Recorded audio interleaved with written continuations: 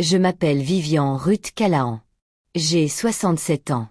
Pendant la majeure partie de ma vie, j'ai été épouse, mère et la pilier de la ferme Willow Creek, un petit verger biologique niché dans les collines du nord de l'État de New York, où poiriers et pommiers s'étendent sur des pentes douces baignées par les premiers rayons du soleil.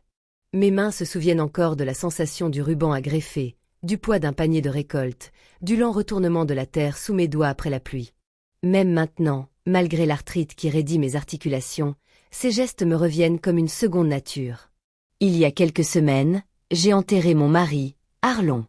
Nous étions mariés depuis le début des années 80. Nous n'avions pas grand-chose à nos débuts. Un lopin de terre, un prêt immobilier et la conviction inébranlable que si l'on prend soin de la terre, elle nous le rend bien. Nous avons bâti la ferme ensemble, rangée après rangée. Arlon m'a appris à reconnaître la santé d'un arbre à la couleur de ses feuilles, à guetter les premières gelées à la radio à 3 heures du matin. C'était un homme qui n'haussait jamais la voix, mais qui pouvait faire taire une pièce d'un seul regard. Quand le cancer du pancréas l'a emporté, il lui a fallu 14 mois. 14 mois à voir cet homme qui soulevait autrefois des caisses de 25 kilos sans sourciller dépérir, se transformer en un être fragile et silencieux. Il ne voulait pas que les enfants le sachent avant que ce ne soit inévitable. Laissez-les profiter de la vie encore un peu, a-t-il murmuré un soir, la morphine rendant sa voix pâteuse. Parce que je l'aimais, j'ai gardé le secret. Parce que je l'aimais, j'ai porté ce fardeau seul. Notre fils, Bryce, et notre fille, Brooke, s'étaient déjà éloignés l'un de l'autre bien avant le diagnostic. Bryce est parti pour la ville, Boston, la finance, les costumes impeccables. Il rentrait peut-être 2 fois par an, toujours avec une excuse facile, une affaire en cours ou un marché fluctuant. Enfant, il suivait Arlon dans les rangs de champs, lui posant des questions sur la pollinisation et le pH du sol. Puis, peu à peu, les questions ont cessé et la distance s'est creusée. Brooke était différente, toujours à la recherche de la prochaine idée brillante. Un studio de yoga, puis des huiles essentielles, puis un abonnement à une box pour le bien-être. Chaque projet nécessitait une petite gratification supplémentaire de la part de Harland Savings. Nous n'avons jamais refusé. Nous nous disions que c'était croire en ses rêves. Rétrospectivement, il était plus facile de signer un chèque que de la voir se décomposer. J'espérais que les funérailles les ramèneraient à nous.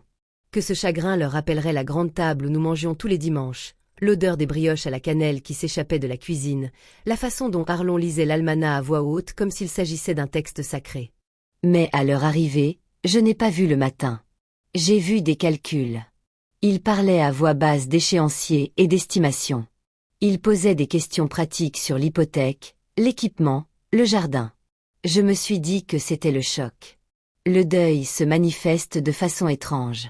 Le lendemain matin, après la cérémonie, j'ai préparé un café comme Arlon l'aimait, fort, sans grains spéciaux, et j'ai attendu à la table de la cuisine.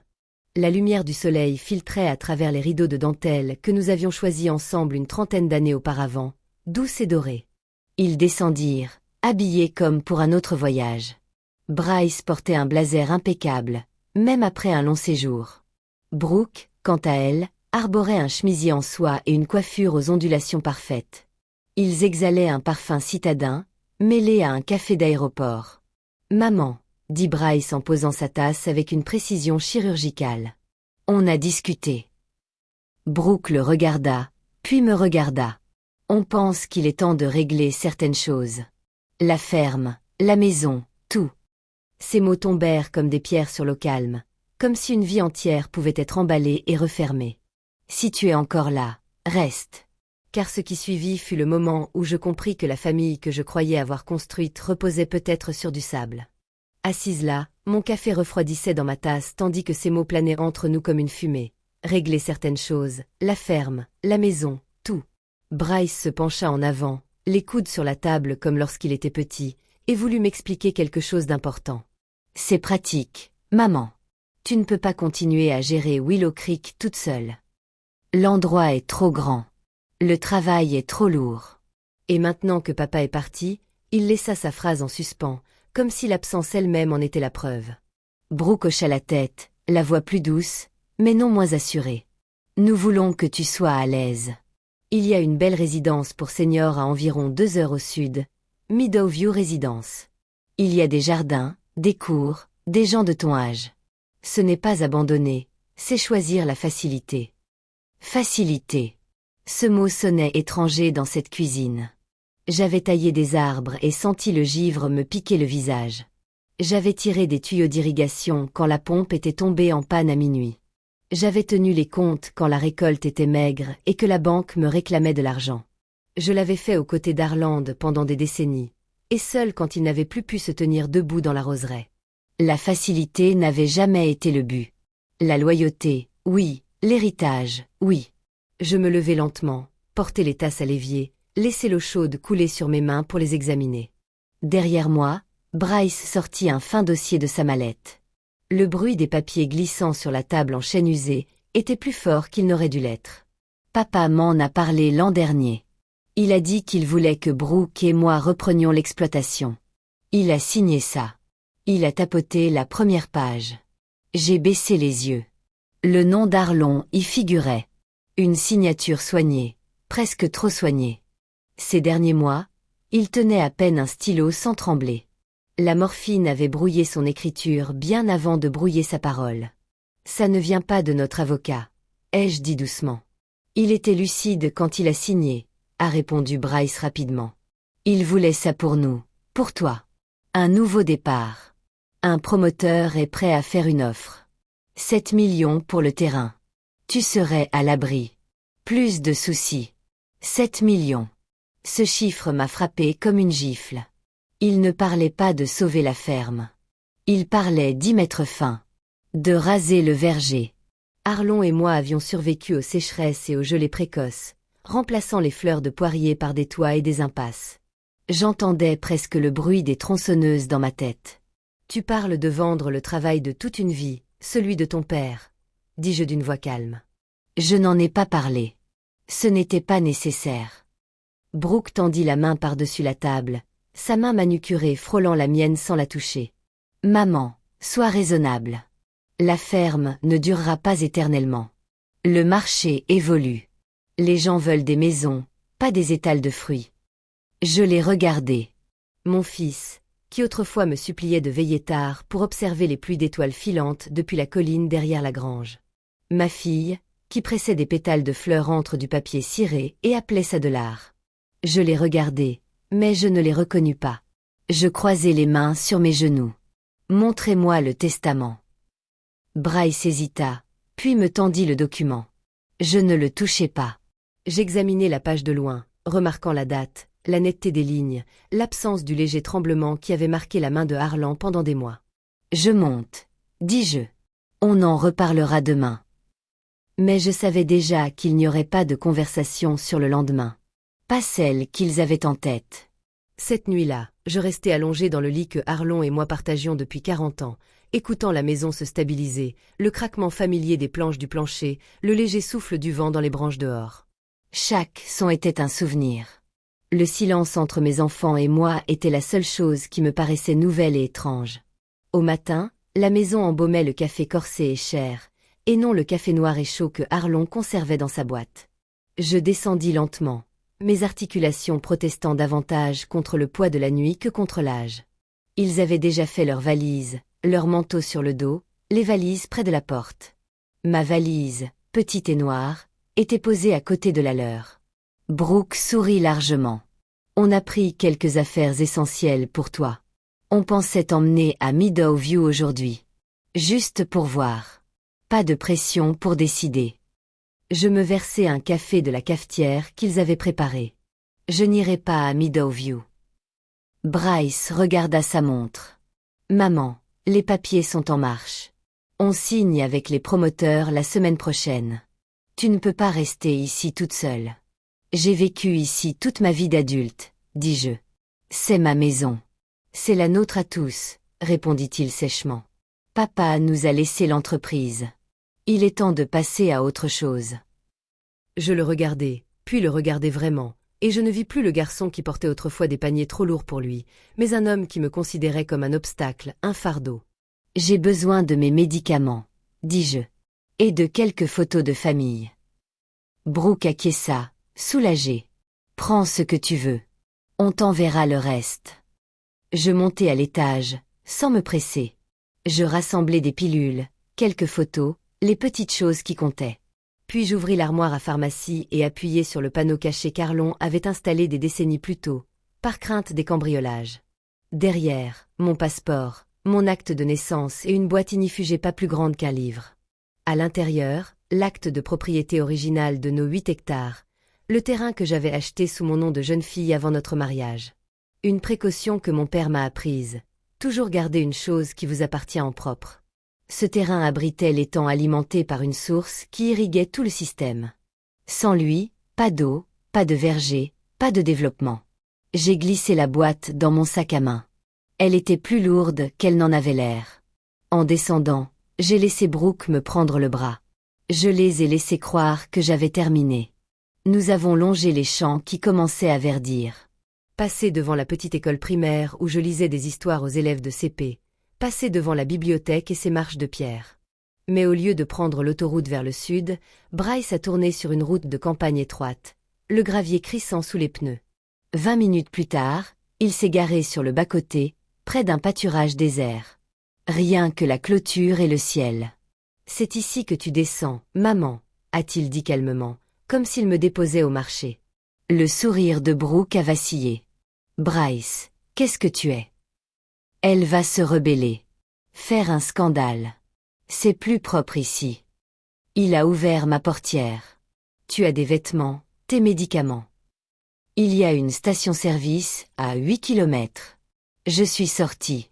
La voiture a démarré, soulevant un nuage de poussière qui s'est lentement déposé sur mes chaussures. Je suis resté là, le vent tirant sur mon manteau, ma valise à mes pieds. Il pensait m'avoir laissé sans rien. Il se trompait. Je suis resté sur le bas-côté gravillonné jusqu'à ce que la poussière retombe et que les feux arrière disparaissent au détour du virage. Le vent portait une légère odeur de terre humide et d'herbe fraîche. Ces odeurs du début du printemps qui avaient toujours été synonymes de promesses à la ferme. Maintenant, elles sonnaient comme un rappel. Tout continue de bouger, même quand le cœur s'arrête un instant. Mes chaussures plates n'étaient pas faites pour marcher sur du gravier. À chaque pas, de petits cailloux s'enfonçaient dans mes salles. Mais je n'ai pas tourné vers la station-service dont Bryce avait parlé. J'ai rebroussé chemin, vers Stonebridge, vers le seul endroit qui m'ait jamais semblé mien avant d'être nôtre. La valise roulait derrière moi, ses roues s'accrochant aux ornières. J'avais mal aux genoux, le bas du dos protestait, mais la vraie douleur était plus haut, une brûlure lente et profonde dans la poitrine qui couvait depuis des années et qui avait fini par s'embraser. J'ai marché pendant ce qui m'a semblé des heures. Des ampoules se sont formées sous mes talons. Je les sentais gonfler à chaque pas. La sueur perlait dans le bas de mon dos malgré l'air frais. Des voitures passaient de temps en temps, surtout des camions agricoles, quelques habitants du coin qui me saluaient sans s'arrêter. Personne ne me reconnaissait de si loin. Une femme âgée, seule sur une route de campagne, avec un petit sac noir.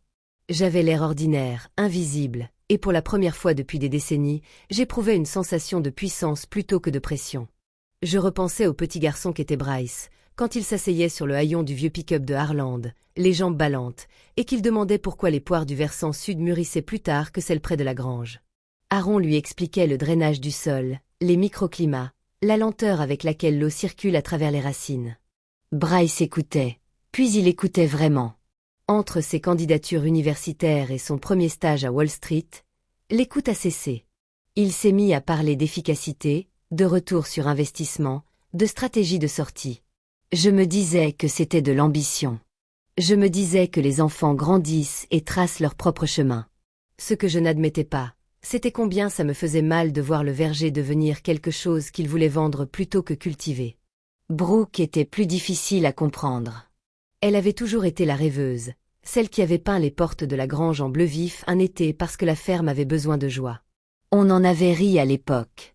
On avait financé sa première entreprise ratée parce que ses yeux brillaient quand elle parlait de changer des vies.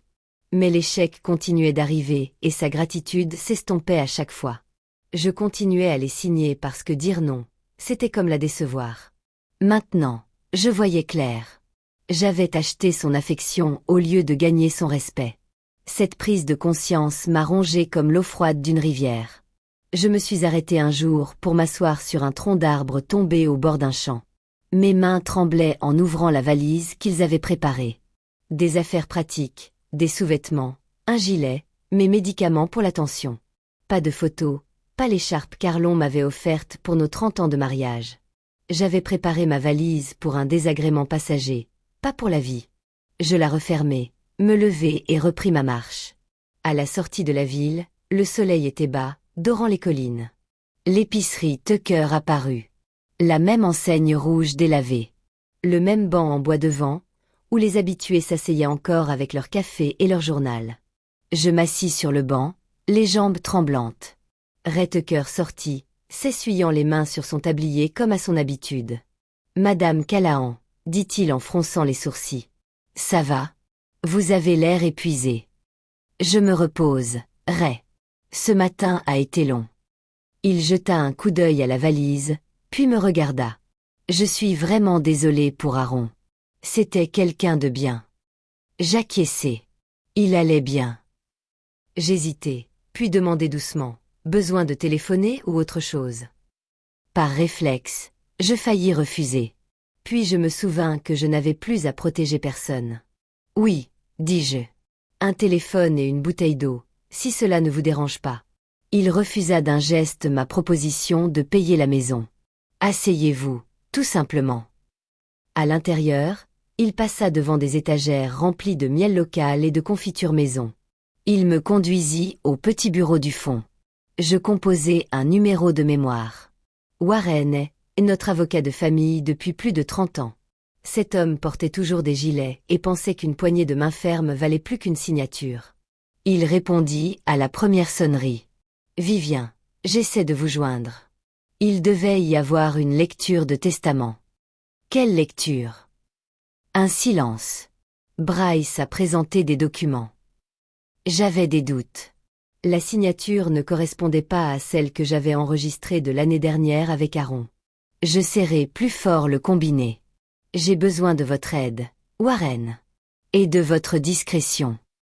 Vous avez les deux. Mon bureau dans 1 heure. Je raccrochai et me tournai vers Ray. Vendez-vous des téléphones prépayés? Il hocha la tête, se penchant déjà sous le comptoir. Autre chose. Sa gentillesse faillit faire vaciller le calme que j'avais gardé depuis le bord de la route, mais je ne craquai pas. J'avais enterré Aaron sans pleurer en public. Je pouvais encore tenir le coup un peu. J'ai payé mon sac à main en espèces, pris l'eau, le téléphone et suis retourné dans la lumière de fin d'après-midi. Le trajet jusqu'au bureau de Warren, sur Main Street, m'a paru plus court que les kilomètres parcourus.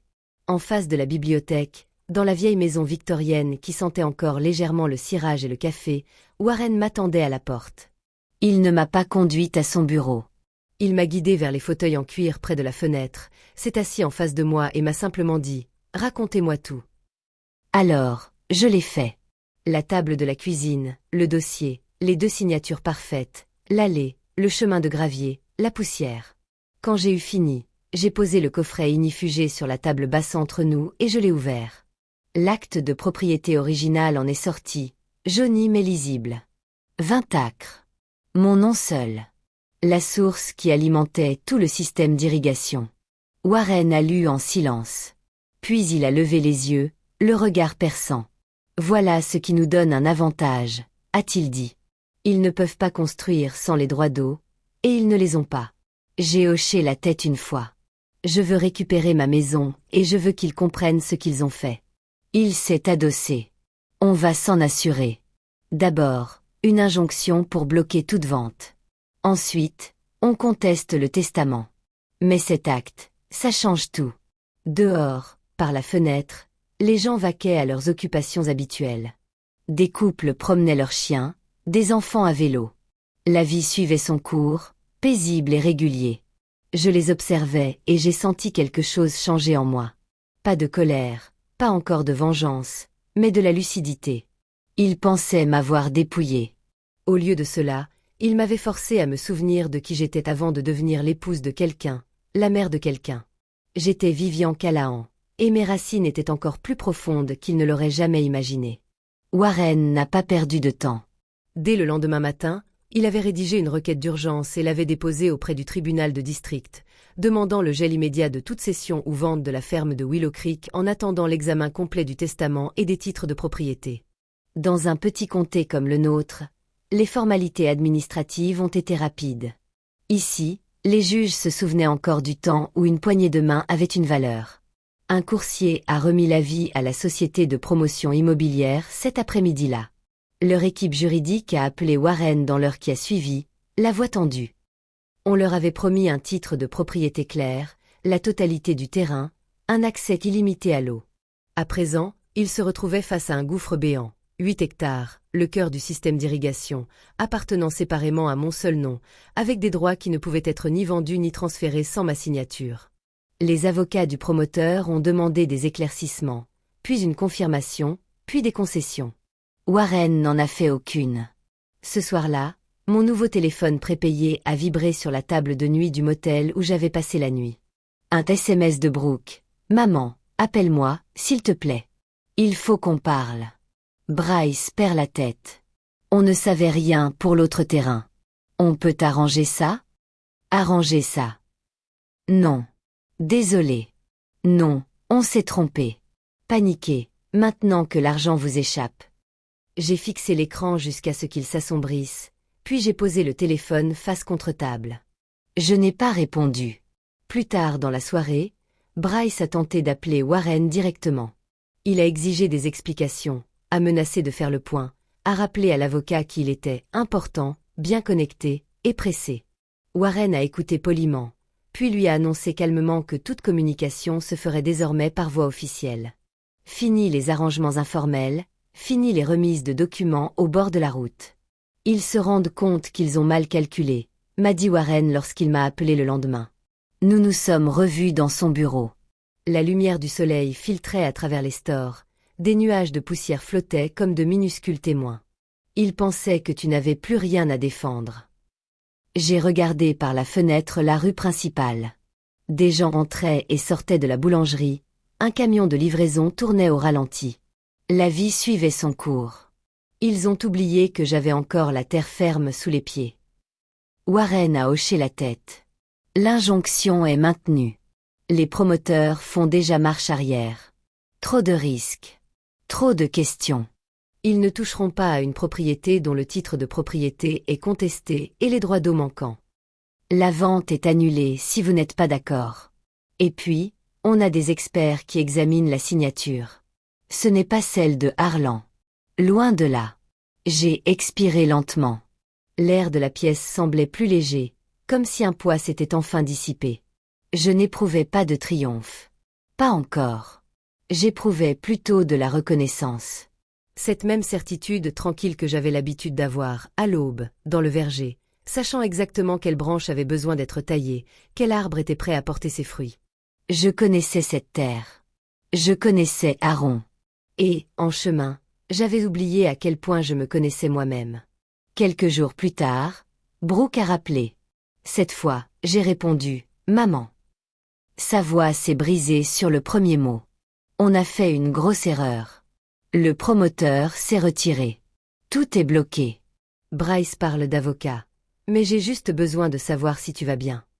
Assise au bord du lit de motel, le téléphone frais contre mon oreille, je répondis, je vais bien. Mieux que bien. Un silence. On pourrait se voir dans un endroit neutre? On pourrait s'expliquer. Non, dis-je doucement. Il n'y a plus rien à expliquer. Tu as fait ton choix sur cette route. Maintenant, je fais le mien. Elle commença à parler, puis s'arrêta. J'entendis sa respiration irrégulière. On pensait que tu ne te battrais pas. C'était notre erreur. Je lui dis, tu croyais que le silence signifiait la reddition.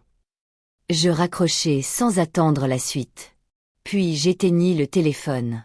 Warren et moi nous sommes revus une dernière fois cette semaine-là. Nous avons rédigé une lettre à Bryce et Brooke, formelle et définitive.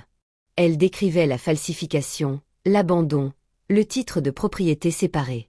Elle leur laissait deux options, retirer toutes leurs revendications et laisser la succession suivre son cours selon la dernière ballade, celle que Harlan et moi avions signée ensemble. Celle qui laissait.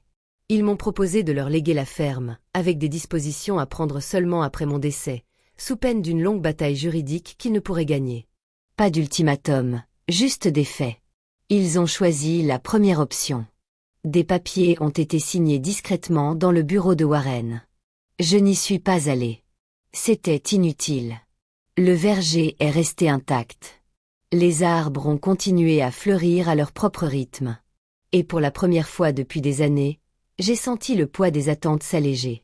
Pas seulement les leurs, mais aussi celui que je portais moi-même. Le besoin de rendre tout le monde heureux, de maintenir la famille unie, même quand les liens se délitaient. Ils avaient essayé de m'effacer. Au lieu de cela, ils m'ont rendu ma vie. Dans les semaines qui ont suivi, je ne suis pas retournée tout de suite à la ferme. L'endroit portait encore l'écho de ce dernier matin, le café corsé, la valise bouclée, la trahison silencieuse. J'ai donc loué un petit appartement au-dessus de la boulangerie Stonebridge Backhouse, sur Main Street. Une chambre, une cuisine étroite, un balcon juste assez large pour un fauteuil à bascule et quelques pots de romarin et de thym. Le matin, le parfum du pain au levain frais et des brioches à la cannelle remontait à travers le plancher. Ce n'était pas la maison que Arlon et moi avions construite ensemble, mais c'était la mienne. Simple, calme, choisi. Cela comptait plus que la superficie. J'ai commencé modestement. Le mercredi soir, je retournais au centre communautaire pour faire du patchwork avec le même groupe de femmes que je connaissais depuis des années. Nous cousions dans un silence complice, le bourdonnement des machines et quelques rires étouffés emplissant la pièce. Le week-end, j'animais des ateliers à la bibliothèque. Rien de formel, juste partager mes connaissances sur l'agriculture biologique, comment décrypter les besoins d'un arbre, quand éclaircir les fruits pour une meilleure récolte, pourquoi laisser les feuilles mortes est important pour le sol. Des adolescents venaient, curieux de découvrir le développement durable pour leurs projets scolaires. Des retraités venaient, en quête d'une occupation. De jeunes couples arrivaient aussi, rêvant de leur propre petit lopin de terre. Ils m'écoutaient parce que je parlais avec l'expérience de plusieurs décennies passées les mains dans la terre, et non en me basant sur des livres ou des tendances. Le verger est resté tel quel. J'ai travaillé avec Warren pour intégrer les 8 hectares, la source et les droits d'eau dans un projet de développement durable. Un fonds fiduciaire pour la coopérative agricole de Stonebridge. Les agriculteurs locaux, surtout des jeunes, y puiseraient de l'eau pour l'irrigation sans jamais en devenir pleinement propriétaires. La terre serait gérée, non vendue. Les arbres continueraient de fleurir en leur saison. Cela me semblait être l'avenir idéal. Bryce et Brooke gardaient leur distance. J'entendais des rumeurs en ville selon lesquelles le promoteur avait complètement abandonné, que le faux contrat avait été formellement contesté et annulé, que leur nom avait acquis une nouvelle crédibilité dans leur milieu professionnel. Je n'ai pas demandé de détails. Je n'en avais pas besoin. Les voir trébucher ne me procurait aucune satisfaction, seulement un soulagement discret que la vérité est enfin éclatée. Parfois, je fais le tour de la ferme en fin d'après-midi. Le chemin de gravier crisse toujours sous mes pas. Mais maintenant, je choisis mon chemin. Je passe devant le rosier que Harland a planté en premier. Les vieux poiriers aux branches noueuses et aux fruits lourds. Je touche une feuille ici, un tronc là. Le vent caresse les fleurs comme toujours. Je souris, non pas avec amertume, mais avec le calme de celle qui a traversé le feu et en est ressortie indemne. Rétrospectivement, ce bas-côté gravillonné n'était pas une fin. C'était le début du souvenir. J'avais passé tant d'années à être celle qui restait stable. Celle qui aplanissait les difficultés, qui pardonnait les erreurs, qui maintenait la paix, quitte à étouffer ma propre voix. Je croyais que c'était de l'amour. Je croyais que c'était être mère. Mais l'amour sans honnêteté n'est pas de l'amour. C'est de l'endurance. Et être mère ne signifie pas se contenter des miettes. Ils pensaient que l'âge et le chagrin m'avaient affaibli. Ils avaient oublié que le temps enseigne la patience et que la patience enseigne la force. Ce qu'ils percevaient comme de la faiblesse, mon silence, ma confiance, ma fermeté était précisément ce qui m'a ancré au sol quand la tempête s'est abattue. Si vous m'écoutez et que vous avez déjà été mise à l'écart, qu'on vous a dit que vous étiez trop vieille, trop discrète, trop encombrante, écoutez ceci, votre valeur n'a jamais été à leur portée. Elle réside dans les choix que vous avez déjà faits, dans le chemin que vous avez déjà parcouru. Quand viendra le moment de « Tiens bon, tu n'as pas besoin de crier. Il te suffit de te souvenir de qui tu es. Le verger est toujours là. Mon nom figure toujours sur l'acte de propriété. Ma vie m'appartient à nouveau. Parfois, perdre ce que l'on croyait être tout n'est pas une fin. C'est le début d'un nouveau choix, celui de se reprendre en main. Merci de m'avoir accompagné sur ce chemin. Chaque histoire nous rappelle que la force se cache souvent derrière le chagrin. Si celle-ci t'a touché, reste avec nous. Ici, chaque histoire révèle une nouvelle vérité du cœur humain. N'oublie pas d'aimer, de t'abonner et de partager pour que d'autres histoires comme celle-ci puissent atteindre ceux qui en ont le plus besoin.